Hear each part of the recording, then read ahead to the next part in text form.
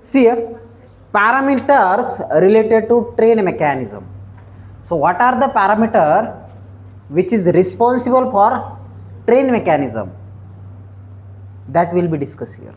Okay, आता जो आपण स्पीड टाइम कर्वेचर पाहिला त्याच्यामध्ये कोणकोणते पॅरामीटर आहेत आणि ते कशावर डिपेंड करतात आणि कोणकोणत्या गोष्टी आहेत ते आपल्याला बघायचे. तर सगळ्यात पहिले आपण बघू क्रिस्ट स्पीड किंवा मॅक्सिमम स्पीड. मॅक्सिमम स्पीड म्हणजे काय रे? Top speed of train. एखादी ट्रेन 40च्या स्पीडने जाते, एखादी 50च्या जाते, एखादी 100च्या जाते, एखादी 300च्या जाते आणि चायनामध्ये तर 650 किलोमीटर पर हवर एवढ्या स्पीडनी ट्रेन जाते. ओके, म्हणजे एका मिनटामध्ये 10 किलोमीटर, एका मिनटामध्ये 10 किलोमीटर एवढा प्रवास त्या ट्रेन करतात किंवा त्याहीपेक्षा जास्त 10-11 किलोमीटर. आणि आपल्याकडं जास्तीत जास्त एका मिनटात 1 किलोमीटर, 2 किलोमीटर, 5 किलोमीटरपर्यंत, त्याच्यापेक्षा फास्ट जात नाही. तर मॅक्सिमम स्पीड किंवा क्रिस्प स्पीड काय? It is a maximum speed bye a train during the run. पूर्ण रनिंग पिरियडमध्ये जास्तीत जास्त जी स्पीड असेल त्याला आपण काय म्हणतो? मॅक्सिमम स्पीड म्हणतो किंवा त्याला क्रिस्ट स्पीड असे सुद्धा म्हणतो. त्याच्यानंतर ॲव्हरेज स्पीड. आता एखादा माणूस जर समजा 50 किलोमीटर पर हवर या स्पीडनी जालन्याहून अंबडला जातोय, तर ही ॲव्हरेज स्पीड आहे. ही काय आहे बरं? 60 पकडू आपण. 60 पकडू म्हणजे 1 तास लागेल मला समजा 60 किलोमीटर जायला अशा हिशोबाने. तर ही मॅक्सिमम स्पीड आहे का ॲव्हरेज स्पीड आहे? ॲव्हरेज स्पीड आहे. सरासरी आपण ह्या जी स्पीड मांडत असतो ती कोणती असते? Average speed. तर ॲव्हरेज स्पीड आणि मॅक्सिमम स्पीडमध्ये फरक आहे. कारण ॲव्हरेज स्पीडमध्ये आपण सरासरी कन्सिडर करतो, मॅक्सिमम स्पीडमध्ये जी टॉप स्पीड आहे ती. कारण बघा, ट्रॅव्हलमध्ये मधातच कधीतरी रोड ब्रेकर येतं आहे, मधातच कधी सिग्नल लागतं आहे, मधातच एखादी शाळा सुटलेली असते, त्याच्यामुळं स्पीड कमी जास्त होत असते. आणि हे सगळं सोडून आपण कोणती स्पीड पकडत असतो? Average speed. मग ही कशी काढायची?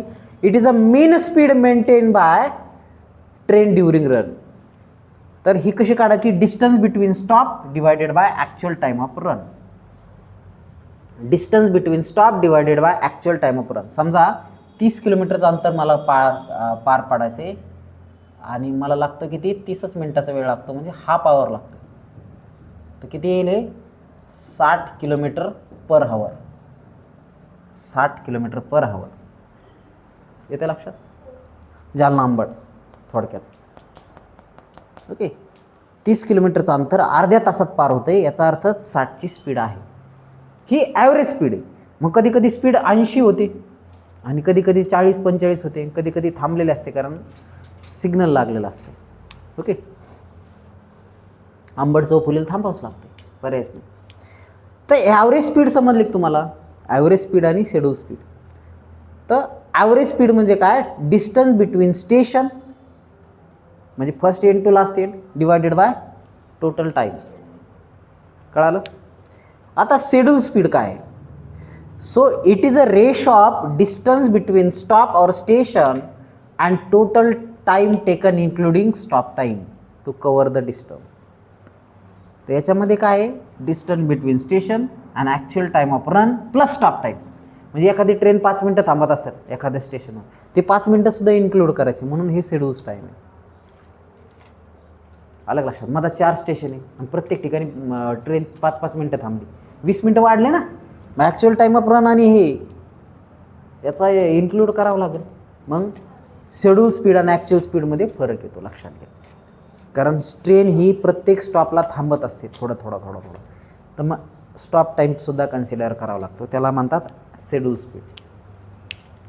So it is a ratio of distance between stop और station divided by actual time of run plus stop time. येतं लक्षात? मग आता फॅक्टर अफेक्टिंग शेड्यूल टाईम. मग एखादी ट्रेन आपण तुम्ही ऐकत असाल ना, ट्रेन नंबर 7123 प्लॅटफॉर्म नंबर 2वर येण्याची शक्यता आहे. सांगतात ना, मग हे शक्यता काय आहे, शेड्युलिंग याच्यावर डिसाईड होत असते ते. येतं लक्षात. मग ते कशावर डिपेंड आहे, त्याची मॅक्सिमम स्पीड किती आहे, त्याचं ॲक्सेलरेशन किती आहे, त्याची ब्रेकिंग रिटार्डेशन किती आहे आणि ड्युरेशन ऑफ स्टॉप किती आहे. ह्या 4 गोष्टीवर काय डिपेंड करतं, शेड्यूल स्पीड डिपेंड करते. तर कसं बघा, एक तर डिस्टन्स बिटवीन स्टेशन, त्याच्यानंतर actual time of run plus stop time, हे झालं त्याच म्हणजे टाईम. तर याच्यामध्ये crest speed, acceleration, braking retardation आणि ड्युरेशन ऑफ स्टॉप हे सगळ्याच गोष्टीचं इन्क्लुडिंग असते. तर हे सगळ्या 4ही गोष्टी आपल्याला तिथं लागतात. नॉचिंग अप पिरियडचं काही घेणं नाही, एकदा ट्रेन चालू झाली संपलं काम त्याचं, बाकी सगळ्या गोष्टी लागणार तिथं. ओके.